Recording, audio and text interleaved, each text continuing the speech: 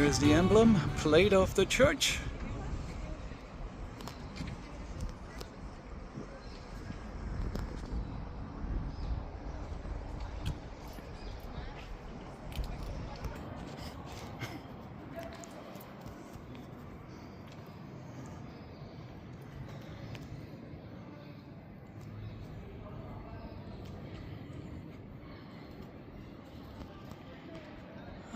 Little bitty construction just happened to be everywhere.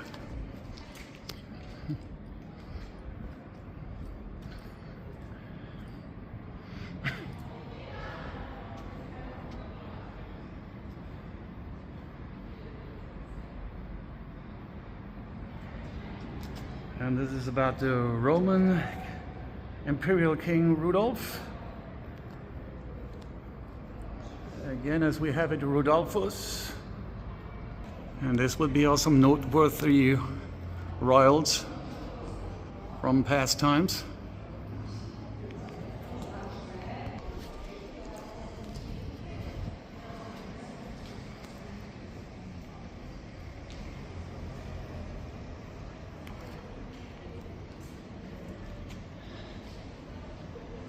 And this would be one of the big Habsburgers.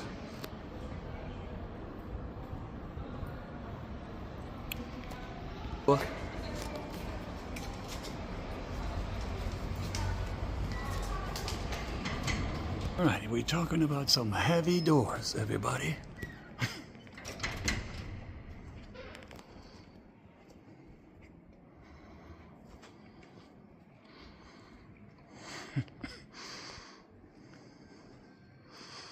And when you walk into this place, you can definitely tell that it was not just built yesterday.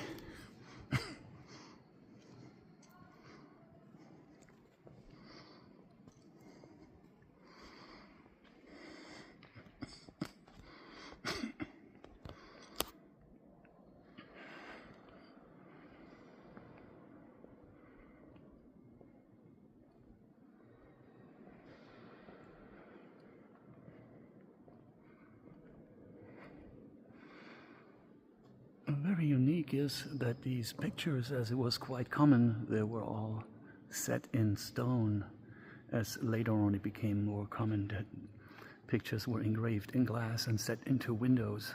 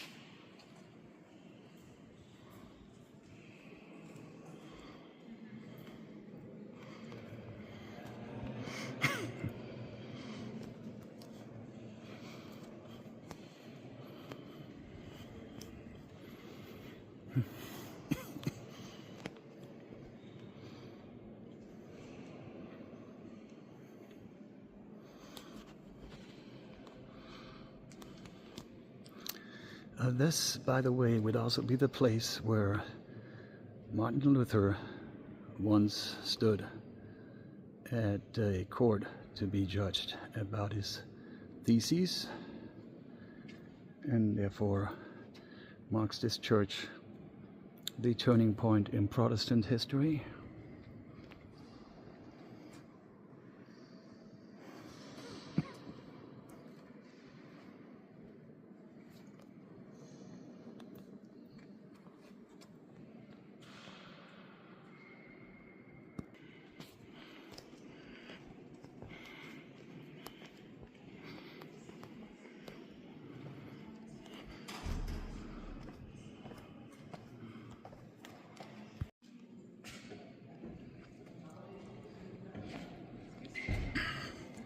And it's going down. No. Okay. Alrighty, everybody. We finally successfully made it down to the crypt. And you definitely be welcome with some real pleasant temperatures. The oldest part of this church, as this church doesn't get any more older than that.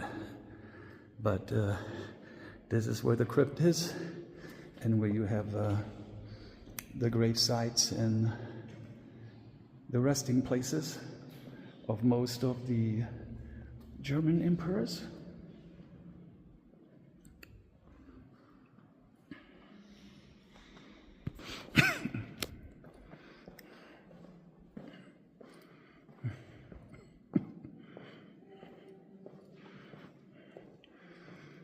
Well, it's been a long time since I've been here. I can only count for roughly about 40 years. They do charge a little entrance fee of €4.50. If you come in twos, it'll be like around €9. But definitely worth it. You'll be now in the most holiest place and oldest at the same time of pretty much the old Roman Catholic dynasties.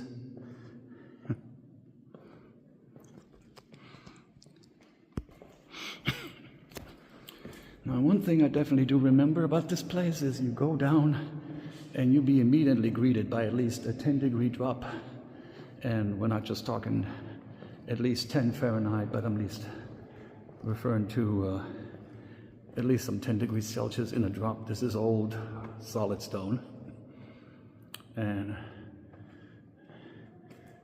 this is with no reference of what person that would be. It looks like all the heads from those people have been, chopped off, but it's definitely the scenery where Jesus would be laid down to the grave.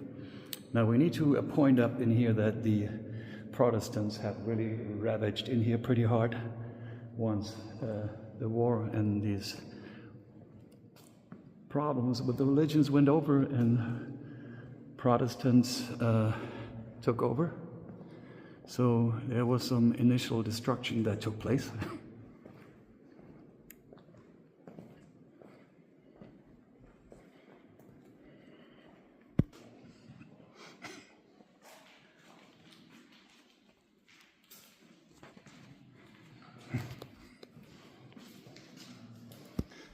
Well, now it's finally going up to my favorite part. On the left-hand side, some little opening of some old versus the new. This seems to be some real solid rock.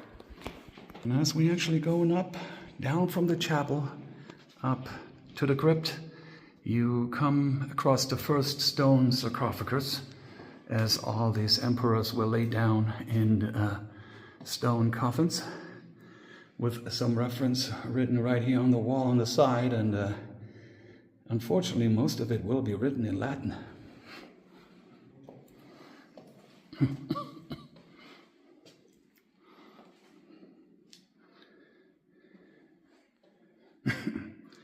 In here, it does already go into the wall straight up.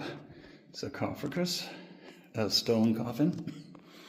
Unfortunately, we don't have any reference about who is laid to rest in these part of the walls.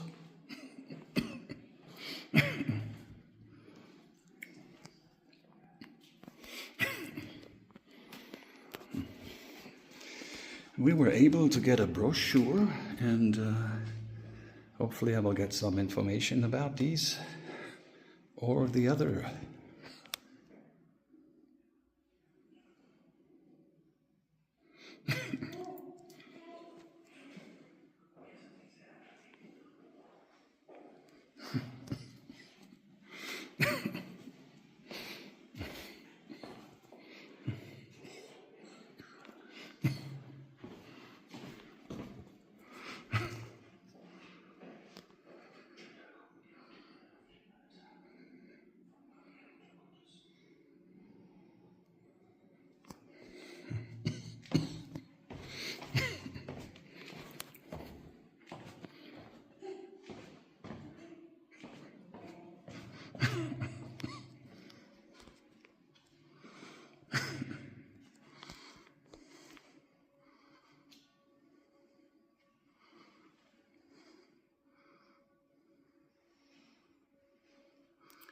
And a reference to the Historic Museum in Speyer about the cross and the crown.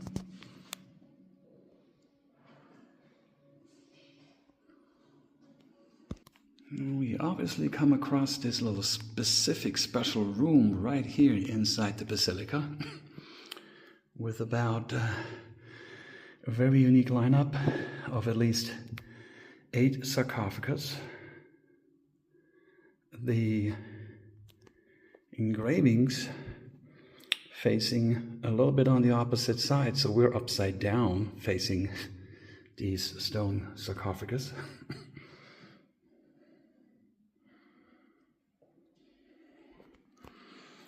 There is actually some signage that will help us out.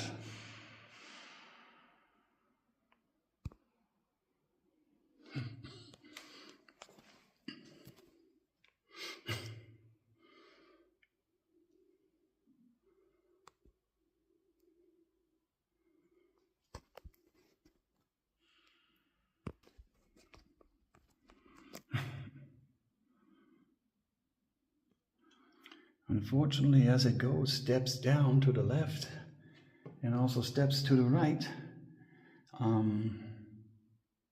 It's hard to decipher.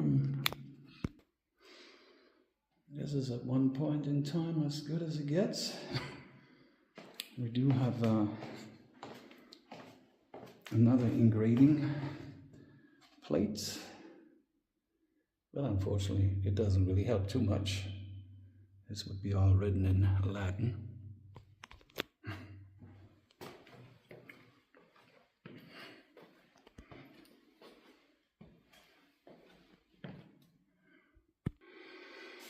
The entombment is probably a sign of the times during which period they were probably laid to rest inside this straight down full body type stone coffins, the way we see them in here in this little room, must have happened quite a little bit later on versus the entombment into the walls. As I would think, this probably was the older version of that, but I'm going to do some research. We have a brochure, and we'll see how much this will come in handy.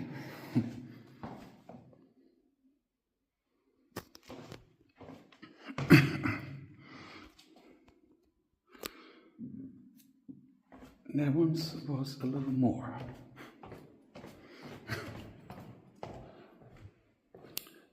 And this would take it on down where it all started.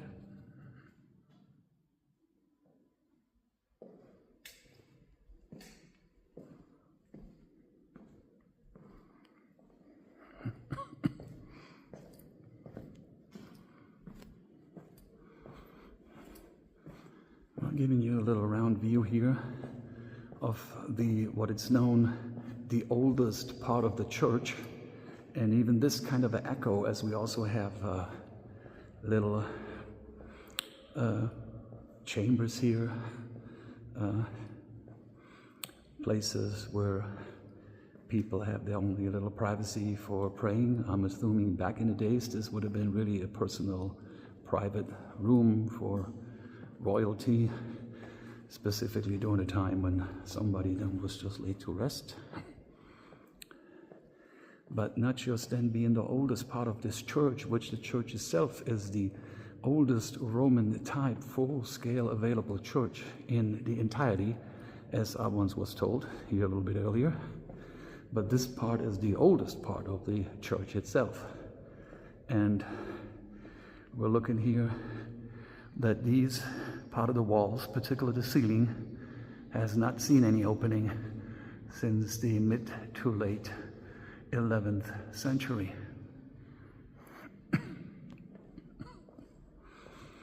And definitely the temperature drop alone, it's worth checking things out.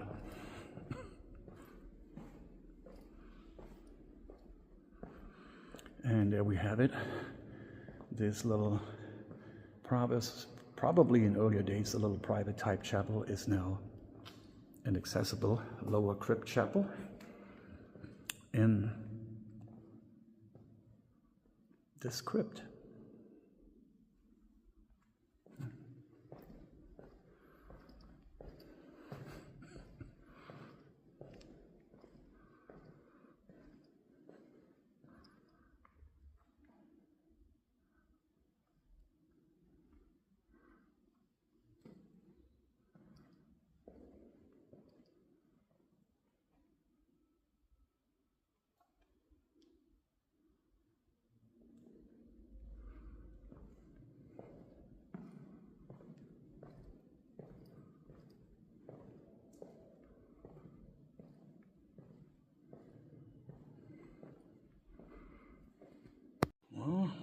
When you come down to the very left, you see a little piece of a stone that's definitely written in some ancient Roman bits and pieces of it. That would refer to one of the original stones around the 10th century, very old. All right. And back to the great chapel it goes. Oh my God. Einfach nochmal durchziehen. Yep.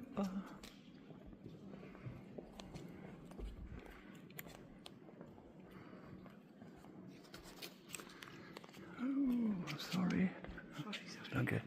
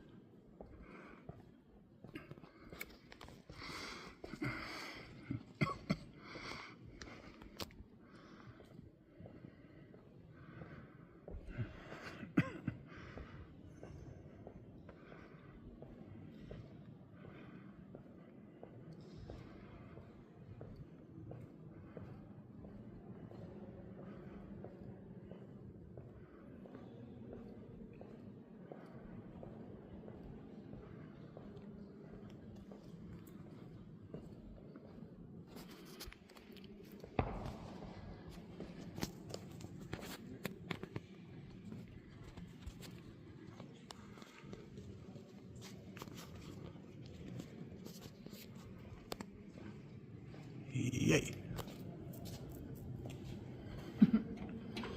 This needs some heavy muscle.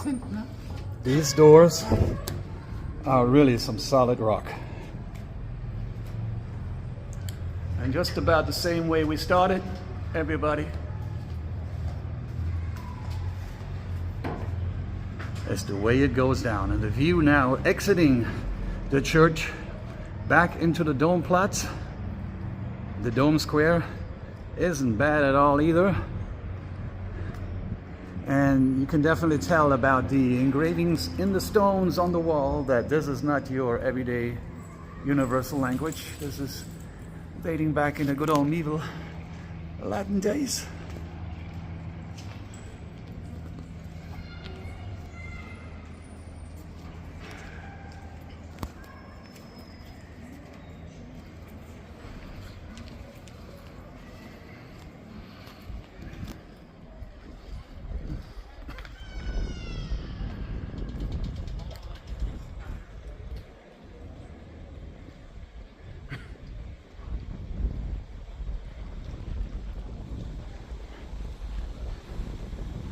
Gotta believe it, the city's starting to hit the books in 10 BC and has seen every little part of history ever since, and it just does not stop there.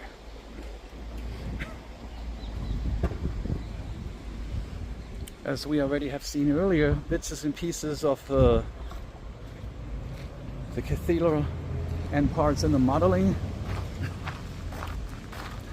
There is this little outside pavilion which I was circling around earlier. Unfortunately, it happens to be a little bit under reconstruction, modernization. Come to the rear end to this park, facing a little bit to the right. You come across this unique statue, this bust of this gentleman, which I'll have you more history.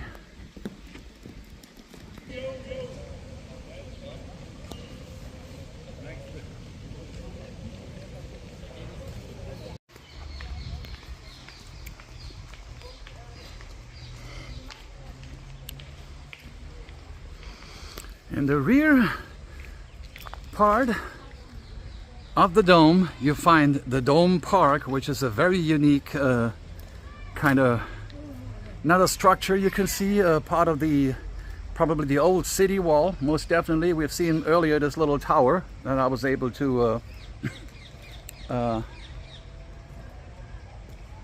get something earlier, and this is definitely worth checking out, these sculptures. And these are standing memorials of the Frankish Salish emperors. So let me see if I get this right. We'll have at one point on the left Conrad II, Gisela, Heinrich III, Heinrich IV, and Heinrich V. Heinrich referring all to Henrys. And these are all buried, by the way, inside the dome. And it looks, we have some references here referring to public Kaisers and empresses. And this old part right here really is a unique leftover that probably stretches still quite a bit around. We do have some engravings that will help us out.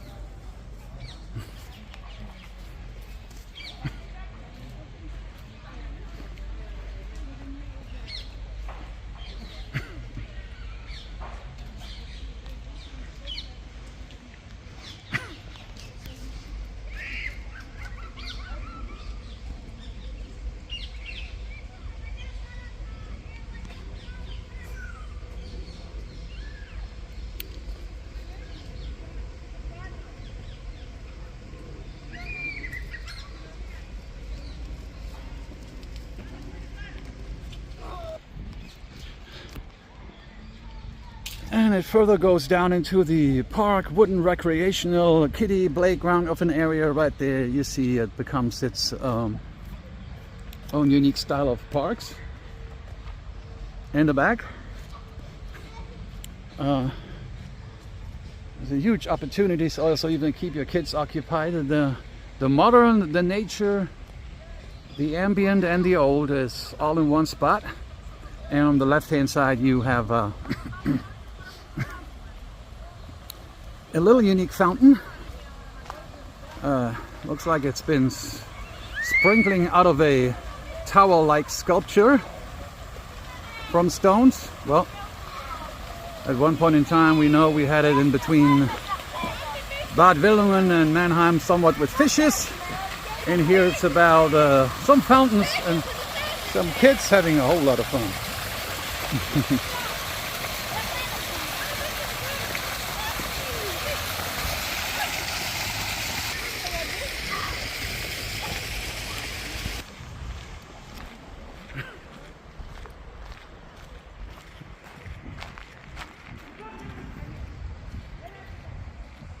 A little artistic piece. It calls itself the Speyer Head, eventually done in the year 2000.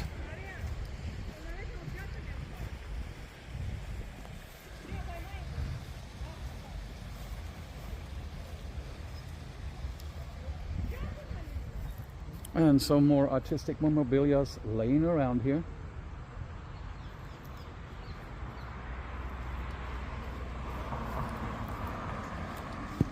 Okay, through the back of the palace, through a very unique structural design of a building, we're coming across to the Historical and Cultural Museum of the Palatine, with its unique Caesar and Cleopatra exhibition in here.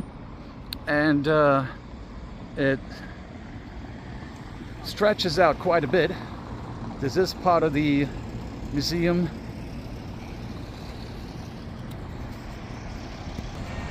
So this was also known as the former Dome Herrenkurie for the great Senf Garden, erected at 1714. That's why we know this little bitty 16th, 17th century style construction. But now this is the Historical Museum.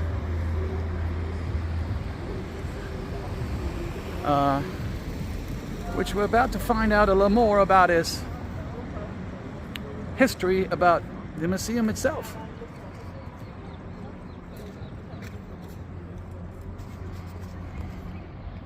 So a little quick peek tells us the museum itself covers up the times before, the prehistorical, from the times before the occupation at 10 BC. We're talking about the time before the time, and then we have the Roman age, the medieval, the Gothic times, and the modern age. This is all presented in this museum.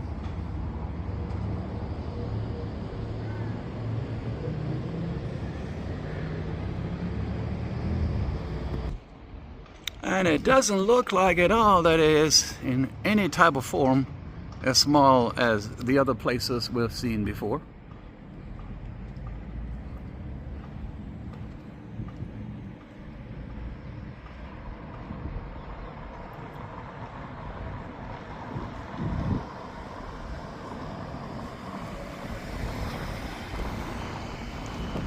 And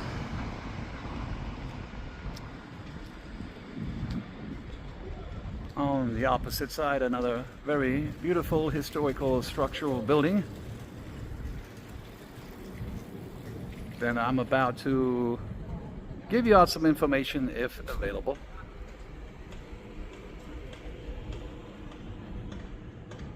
Covered in the back, in a distance, overshadowed by the Speyer Cathedral.